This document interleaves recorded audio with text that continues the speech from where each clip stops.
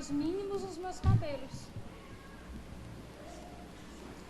Oi, tô sim, acabei de chegar no escritório. Eu tava naquela reunião lá com o Carlos, tava fechando assim, contrato.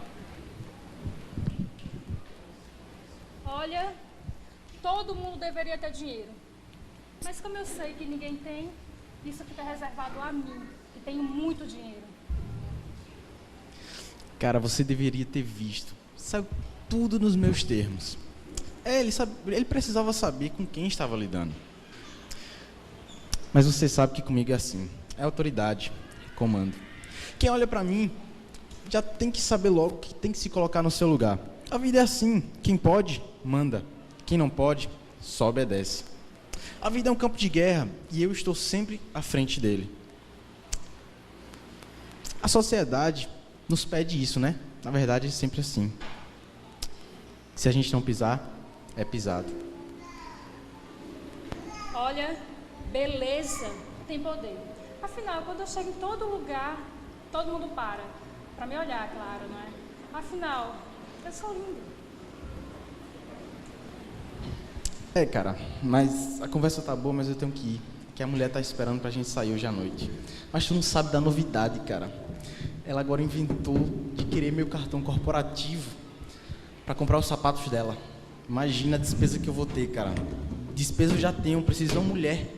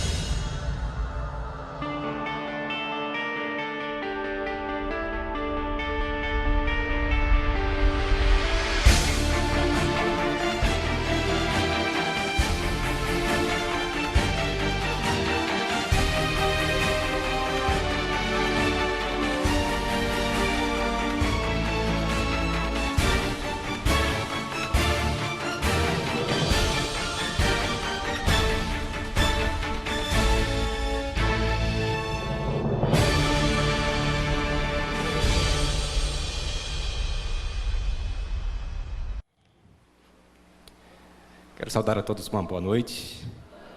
É muito bom tê-lo conosco aqui. Eu espero que você se sinta bem em nosso meio. Tudo foi preparado para que você se sinta confortável e se sinta bem, adorando a Deus juntamente com esta comunidade, com esta igreja. Eu acredito que são em momentos como esse que Deus envia anjos para que possa adorar a Deus juntamente conosco. Amém? E nós não temos apenas anjos invisíveis aqui, nós temos também anjos visíveis. São pessoas que estão aqui ao seu dispor, prontas para atendê-la ou para atendê-lo em suas necessidades. Eu gostaria que alguns anjos ficassem em pé, pode ser? Onde estão os anjos? Aqui estão pessoas com as quais você pode contar, tá bom? Caso necessite de alguma coisa, caso precise de alguma informação, você poderá recorrer a qualquer uma dessas pessoas que se posicionaram em pé e pode buscar orientação juntamente com eles, ok? Bem, nós temos um tema interessante nesta noite para apresentar para vocês, que será projetado ali também. E o título da reflexão que trouxe nessa noite para nós estudarmos é autoimagem. Autoimagem. Vamos refletir um pouquinho sobre isso. E gostaria de iniciar enfrentando vocês com algumas perguntas. E a primeira delas é: como você se enxerga? Qual a percepção que você tem de si mesmo? Se uma matéria de jornal fosse escrita sobre você, o que você imaginaria que estaria ali no título da manchete? E quero ir um pouco além. Quando você se for, como você imagina que será lembrado? O que estará, por exemplo, escrito no epitáfio do seu túmulo?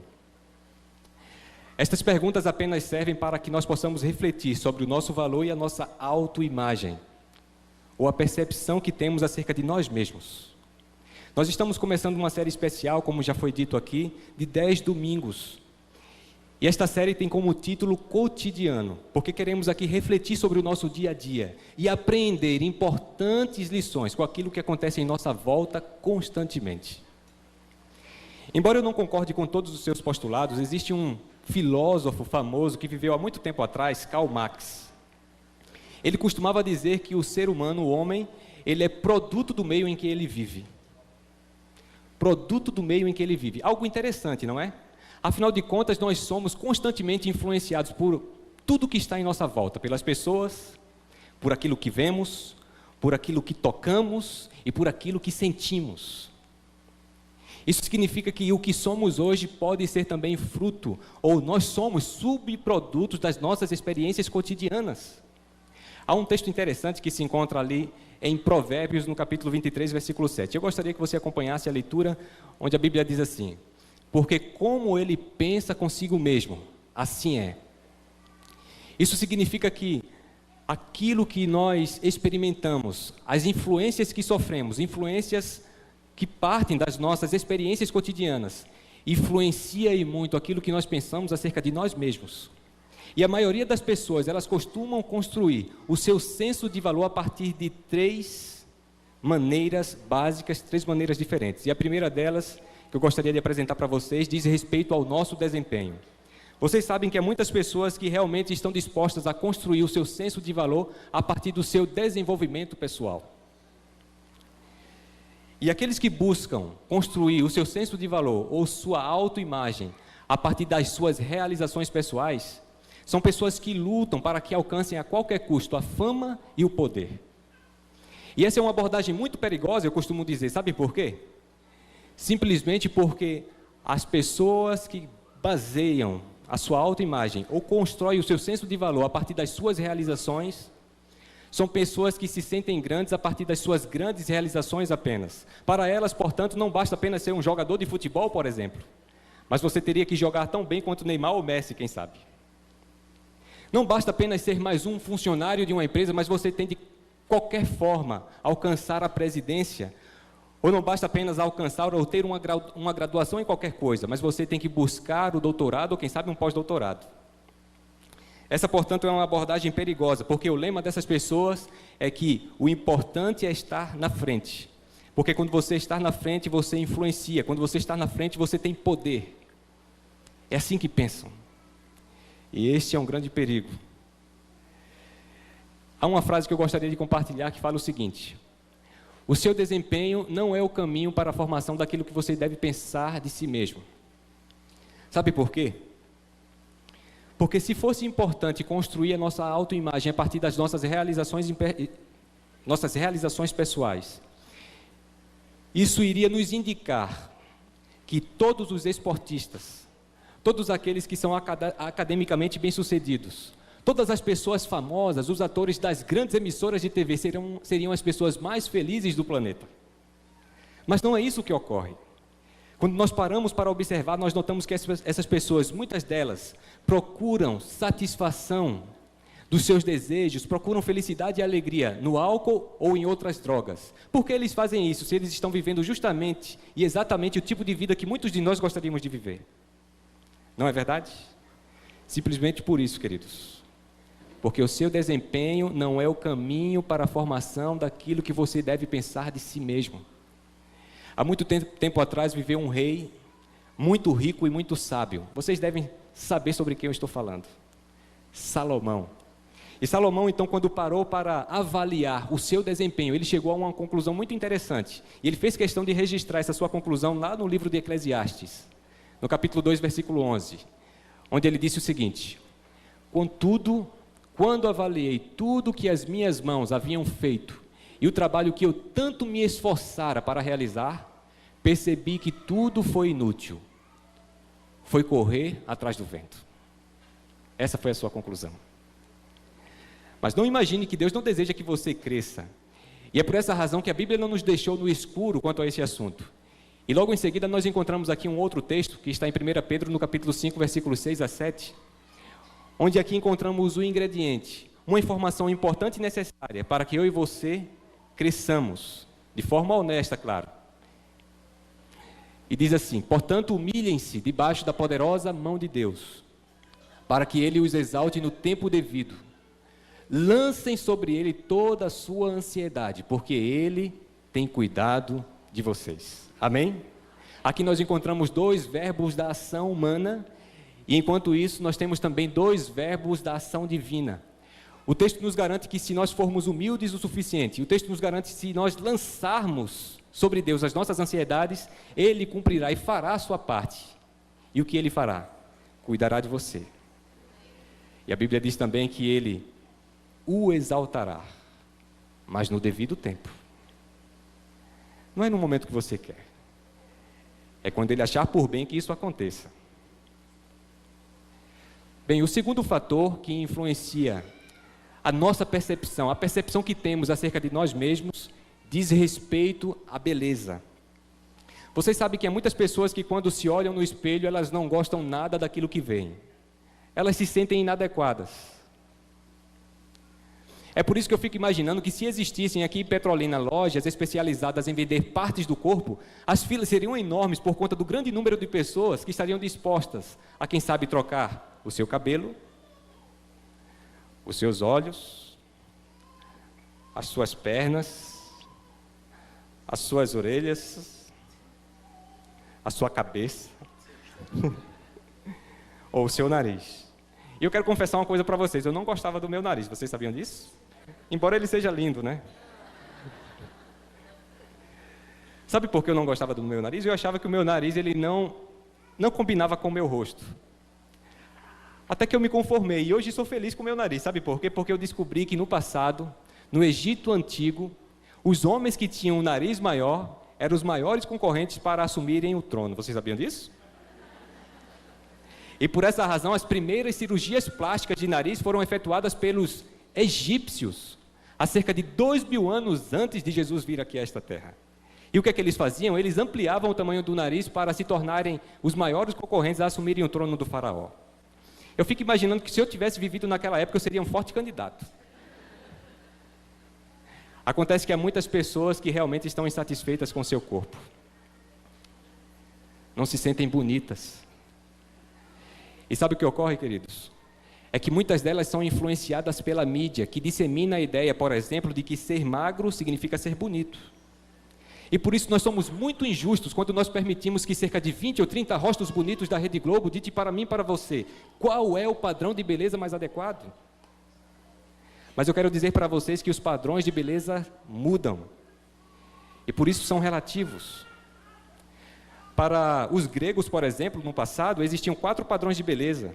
Eu já devo ter dito isso aqui para vocês. O feio feio, o feio belo, o belo feio e o belo belo. Os padrões de beleza mudam. E por isso você deve ser belo da forma como Deus permitiu que você seja. Os padrões de beleza mudam. Você sabe que no Novo Testamento nós encontramos uma história muito interessante de uma mulher, o seu nome Dorcas. Em hebraico seria Tabita. Era uma mulher muito bondosa, que ela atendia aos pobres, às viúvas e os órfãos. Interessante que se nós traduzíssemos o nome desta mulher ao pé da letra para o português, sabe como seria o seu nome? Gazela. Talvez pareça estranho a princípio, mas no passado chamar uma mulher de gazela significava chamar ela de bonita, linda. Era isso que significava. Se Dorcas era uma mulher bonita por fora, eu não sei. Mas ela possuía uma beleza muito maior. Uma beleza interior, capaz de induzi-la ao serviço abnegado em favor do seu próximo. Ela possuía esta beleza. Vocês sabem que há um texto em Provérbios, no capítulo 31, versículo 30, que diz que a beleza é enganosa e a formosura é passageira. É por essa razão que nós não devemos construir o nosso senso de valor e a nossa autoimagem em algo tão transitório quanto a beleza exterior. Deus se importa com algo muito mais importante que isso. Lembrem-se que os padrões de beleza mudam. E por isso você pode ser belo da forma como Deus permitiu que você seja. Eu quero partir então para a terceira abordagem. É o terceiro fator que influencia em nosso senso de valor e em nossa percepção daquilo que somos. E isso diz respeito às posses, aos nossos bens. Há muitas pessoas que são muito tentadas a pensar que o seu valor depende das cifras que ela tem em sua conta bancária. Há muitas pessoas que pensam que o seu valor depende do tipo e do modelo de veículo que possuem. Há muitas pessoas que são tentadas a pensar que o seu valor depende da roupa de grife que ela veste. Dessa forma, nós imaginamos assim que as coisas atribuem valor às pessoas e não o contrário. E por isso, muitas pessoas constroem uma imagem distorcida daquilo que elas são. Há um grande perigo nisso. Afinal de contas, há muitas pessoas que procuram construir a sua autoimagem a partir do acúmulo de bens. E se você perguntasse para muitas delas quanto vale a sua vida, muitas delas seriam capazes de dizer 800 mil reais. Em ações, títulos, contas bancárias e imóveis. Quando nós assistimos, eu creio que muitos de vocês costumam fazer isso, os filmes de Hollywood. Os filmes de Hollywood, com frequência, atribuem ou relacionam riqueza ao sucesso e à felicidade. É por essa razão que os heróis das tramas sempre passam dos farrapos para as riquezas. Vocês já notaram isso? Sempre ocorre assim. E é por isso também que muitas pessoas hoje possuem um lema para a sua vida. E um dos seus lemas é: quando as coisas se complicam, o bom mesmo é sair para fazer compras. No caso das mulheres, principalmente sapatos, não é? Sapatos. Mas apesar de nós sabermos que fazer compras, isso proporciona uma certa satisfação para todos nós, não é? Mas acontece que os resultados dessa experiência não são duradouros, mas são temporais. Como é bom você comprar, por exemplo, um equipamento de última geração, um computador, uma TV nova. E o que você me diz da satisfação de entrar dentro de um carro 0 quilômetro, sentir aquele cheiro, né, de carro novo? Imagine agora a casa dos sonhos, com aquela varanda, com aquele jardim.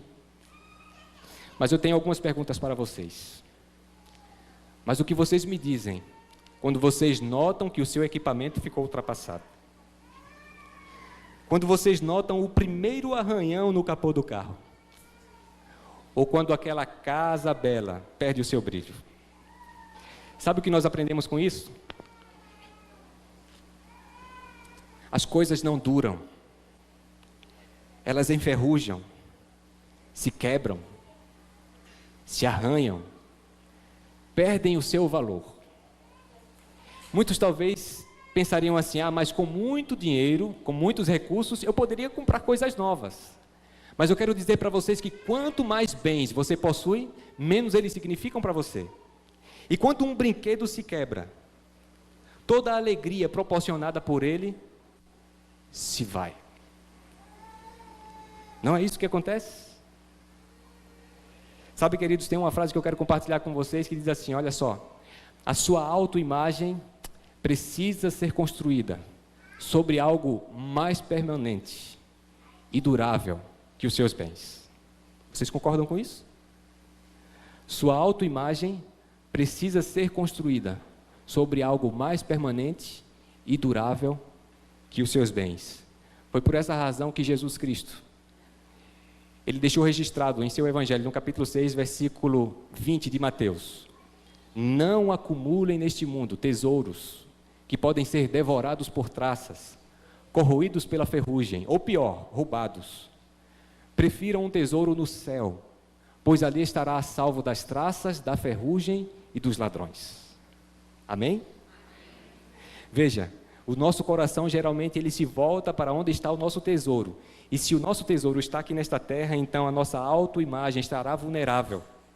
Mas se por outro lado, aquilo que nós temos de mais precioso estiver lá no céu, nós estaremos fundamentando o nosso senso de valor em um fundamento inabalável.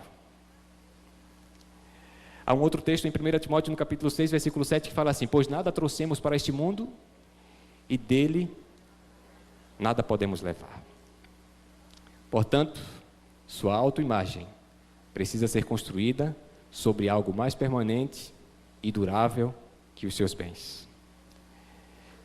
Se o nosso senso de valor não depende da beleza que temos, embora isso seja importante, não depende dos nossos recursos, ou seja, das nossas posses, nem tampouco do nosso importante desempenho,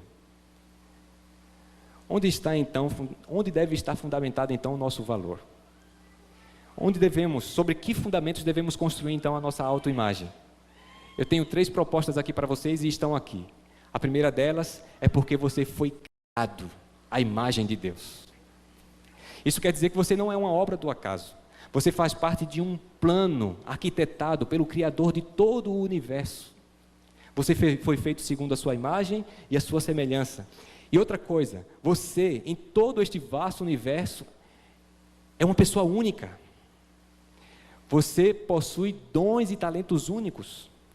Isso significa que nesta terra pode haver alguém parecido, alguém semelhante, mas não completamente igual a você. É por essa razão que a morte é algo tão triste. Porque quando alguém morre, humanamente falando, nós perdemos um ser único, inigualável. E em terceiro lugar, você foi resgatado pelo sangue de Jesus. Eu gosto muito de uma frase de um sociólogo que ele diz o seguinte: olha só, você não é o que pensa ser, mas é aquilo que imagina que a pessoa mais importante para você pensa a seu respeito. Vou repetir, você não é o que pensa ser, você é o que imagina o que a pessoa mais importante para você pensa a seu respeito. Desta forma, o esposo não é o que ele pensa ser. Se a esposa é a pessoa mais importante para ele, logo ele não é o que pensa ser. Ele é o que imagina o que a sua esposa pensa a respeito dele. Mão de vaca.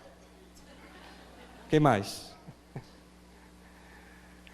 Os filhos, se os pais são as pessoas mais importantes para os filhos eles não são o que pensam ser. Eles são aquilo que imaginam que os seus pais pensam a respeito deles. Mas, e você que é cristão? Quem é a pessoa mais importante para os cristãos? É Jesus Cristo. É por essa razão que você não é o que você pensa ser. Você é aquilo que você imagina, o que Cristo pensa a seu respeito. Amém? Sabe, queridos, se você quer saber qual o valor que você tem, basta olhar para a cruz do Calvário. Sabe por quê? Porque a busca por uma apreciação sólida daquilo que de fato valemos encerra-se quando nós olhamos para a cruz de Jesus Cristo. Nós somos muito preciosos, senão Deus não teria feito o que Ele fez. Deus deu um passo adiante. Ele sabia que nós não poderíamos nos elevar até onde Ele estava. E foi por essa razão que Ele enviou seu Filho Jesus Cristo para comprovar mais uma vez que você é precioso. Somos valiosos porque nós fomos criados à sua imagem. Somos pessoas únicas, mas além de tudo isso, quando nós nos perdemos em nossos pecados, em nossos erros, Ele ainda assim enviou o seu Filho Jesus. Um ser perfeito, deixou sua zona de conforto, deixou o céu e veio a este mundo aqui poluído pelo pecado, somente para encontrar você. É sobre isso que falam os evangelhos. Há muitas pessoas que viveram no passado, pessoas importantes, mas poucos registros existem sobre essas pessoas. Mas quantas coisas se escreveu ou se fala sobre Jesus, não é? Os tempos passam, hoje estamos em momentos e tempos modernos, mas ainda assim, a mensagem do Evangelho continua sendo uma mensagem atual. Porque o problema do homem não é um problema mais tecnológico. Afinal de contas, se fosse um problema tecnológico, eu creio que o homem já haveria de ter encontrado uma solução para ele. Mas nós temos um problema moral. Mas apesar dos nossos pecados, deste problema moral, somos preciosos para Deus. Você é valioso para Deus. E nesta noite eu gostaria de orar juntamente com você, agradecendo a Deus mais uma vez pelo valor que a cruz de Cristo atribui a você e a mim. A Tásia irá cantar neste momento. Enquanto ela canta, eu gostaria que você, aí onde está, elevasse a Deus uma oração de agradecimento. Porque a sua autoimagem não depende do conceito que você tem da sua beleza, das suas posses, nem tampouco do seu desempenho, mas sim daquilo que Deus fez por você, através do seu Filho Jesus.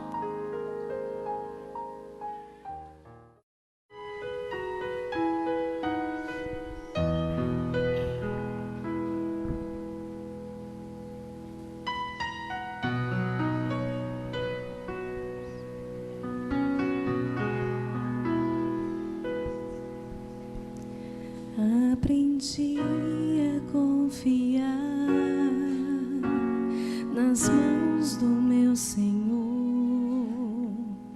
no colo acolhedor de Deus o Pai. Aprendi a viver bem, sem riquezas e poder, mas com a paz e o prazer de ser filha do Rei. Aprendi que os meus fardos Ele quer carregar,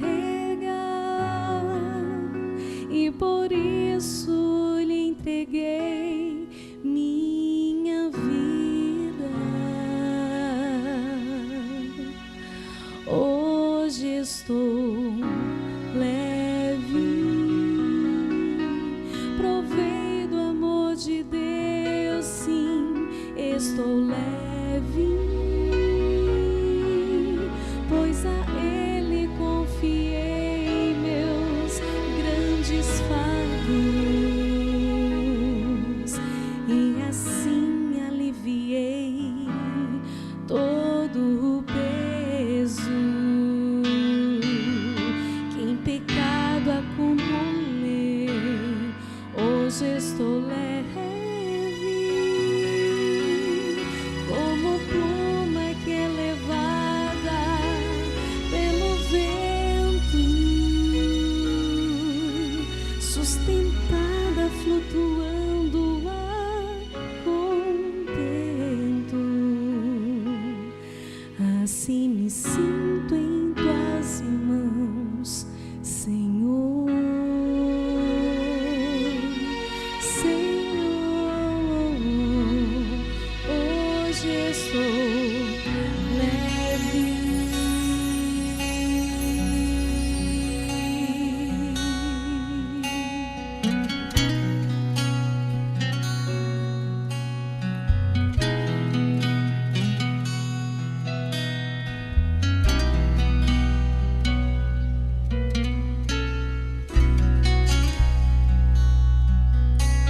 Quem duvida que o poder de Deus é capaz de salvar, nunca poderá sentir as suas mãos.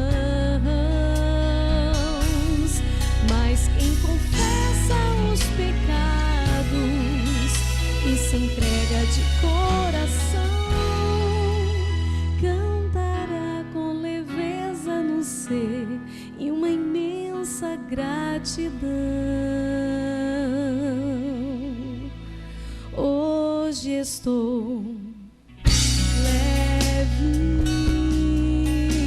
provei do amor de Deus, sim, estou leve, pois a Ele confiei meus grandes fardos, e assim aliviei todo o peso que em pecado acumulei. Hoje estou leve, como pluma que é levada pelo vento, sustentada, flutuando a contento. Assim me sinto em tuas mãos, Senhor. Senhor, hoje estou leve,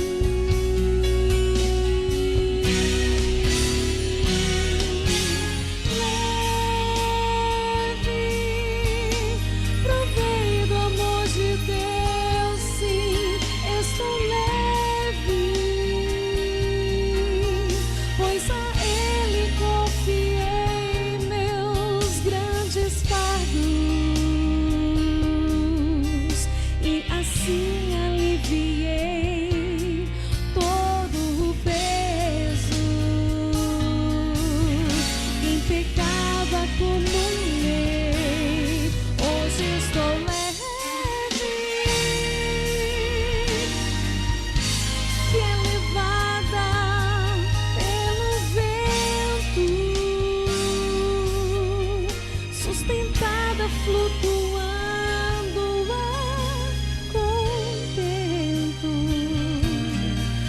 Assim me sinto em tuas mãos, Senhor.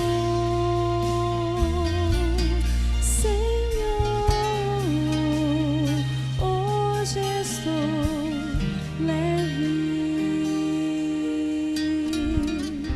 leve,